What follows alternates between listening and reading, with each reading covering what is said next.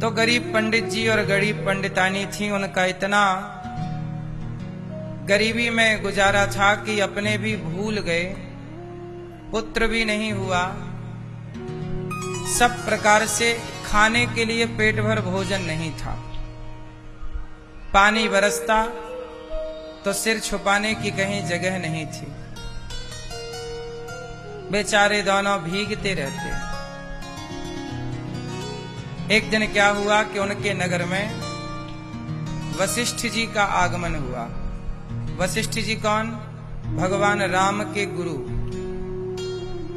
जब वशिष्ठ जी आए तो पंडित पंडितानी को पता चला कि गांव में एक बहुत बड़े साधु आए हैं, वशिष्ठ जी आए। तो पंडित जी से कहा पंडितानी ने, ब्राह्मणी ने कहा कि हे ब्राह्मण, गुरुजी आए हैं, एक बार जाके पूछ लो कि गुरुजी हम गरीब कब तक रहेंगे और कितना संकट है हम पर। ऐसा क्या हमसे पाप हो गया, क्या हमसे गलती हो गई कि हमारे पास खाने को रोटी नहीं। तो पंडितानी ने जब कहा, पंडित जी ने कहा ठीक है, आज हम गुरु जी से पूछेंगे कि अपन लोग इतने गरीब क्यों। अब गुरु जी वशिष्ठ जी आए गांव में, तो दोनों ब्राह्मण ब्राह्मणी गए। गुरु जी प्रणाम। वशिष्ठ जी थे। वशिष्ठ जी त्रिकालज्ञ हैं, सब जानते हैं, राम के गुरु है ना, जानते। आओ ब्राह्मण, आओ ब्राह्मणी बैठो। वशिष्ठ जी ने बिठाया, आसन दिए, बैठो। क्या हुआ? ब्राह्मण बोले कि गुरुजी हमारे कोई संतान नहीं है, बताओ कि हमने ऐसा क्या पाप किया कि संतान नहीं है।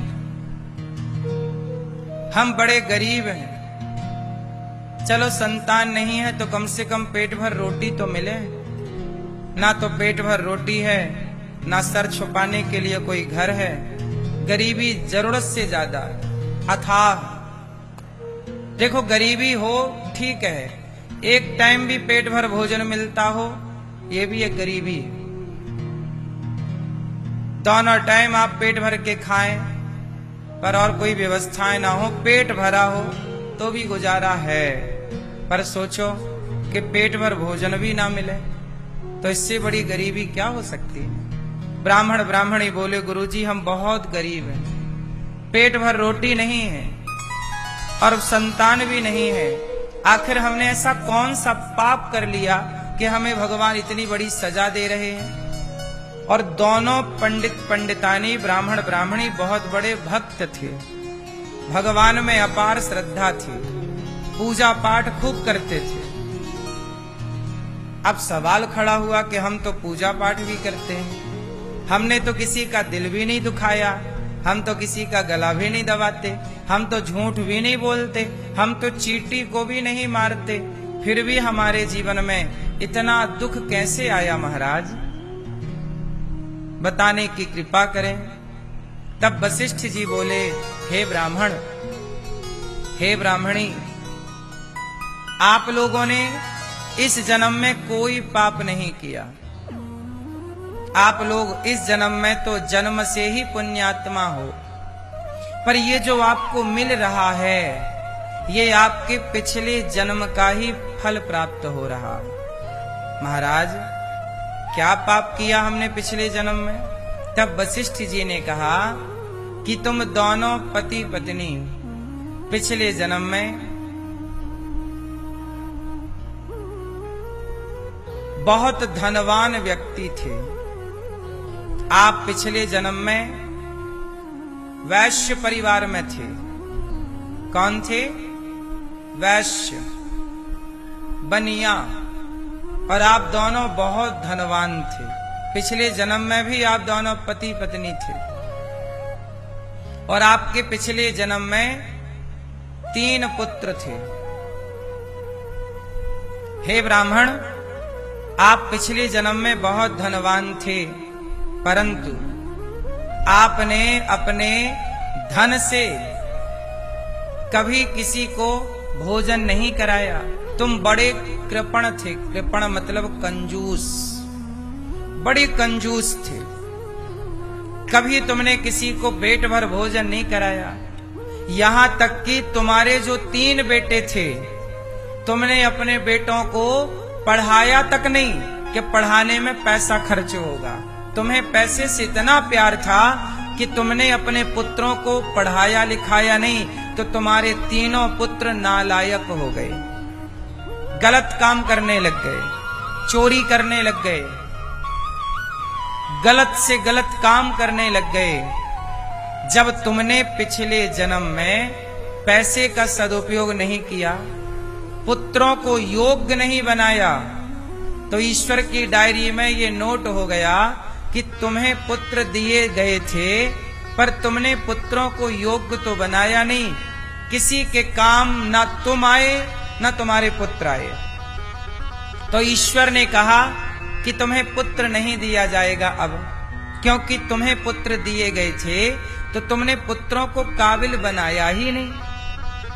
अब ये बात आप लोगों को समझनी है। जैसे आप लोगों के भी बेटे हैं, लेकिन आपने पैदा करके छोड़ दिया, आपने उन्हें लायक बनाया नहीं। तुम्हारे बेटे चोरी कर रहे हैं, बलात्कार कर रहे हैं, गलत काम कर रहे हैं, झूठ बोल रहे हैं, तो भगवान बोलेंगे कि भाई तुम्हें बेटा देने से फायदा क्या? समाज में चोरी ही तो बढ़ेगी। तुम्हारा बेटा शराब पी रहा है, नशा कर रहा है, चोरी कर रहा है, गलत काम कर रहा है, बलात्कार कर रहा है, बहन बेटियों को छेड़ रहा है, तो इस संतान से देश का भला तो नहीं हो रहा है। देश का भला तो उस संतान से होगा जो सही रास्ते पर चलकर मानव जाति की सेवा करे। तो भगवान ने कहा कि भाई अब तुम्हें पुत्र देने का कोई फायदा नहीं है। तुम्हें 3 पुत्र दिए गए थे, पर तुमने उन पुत्रों को योग्य बनाया ही नहीं। और रही बात धन की, तो हे ब्राह्मण, पिछले जन्म में आपने किसी भूखे को ना भोजन कराया, ना प्यासे को पानी पिलाया, इसलिए इस जन्म में तुम्हें अन्न के एक एक दाने को तरसना पड़ रहा है, इसलिए तुम गरीब हो।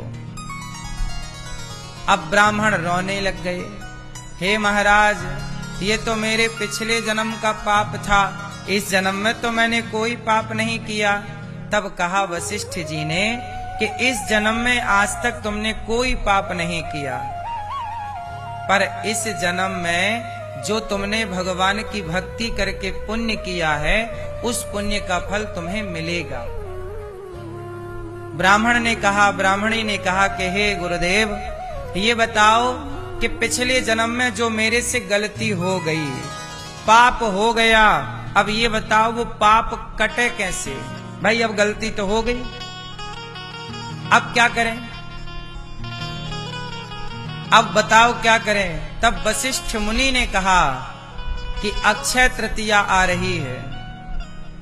हे ब्राह्मण, हे ब्राह्मणी, इस अक्षय तृतीया में तुम किसी भूखे को भोजन कराना, किसी प्यासे को पानी पिलाना, और तुम ब्राह्मण पढ़े लिखे विद्वान हो तो किसी बच्चे को पढ़ाना लिखाना, उसे योग्य बनाना।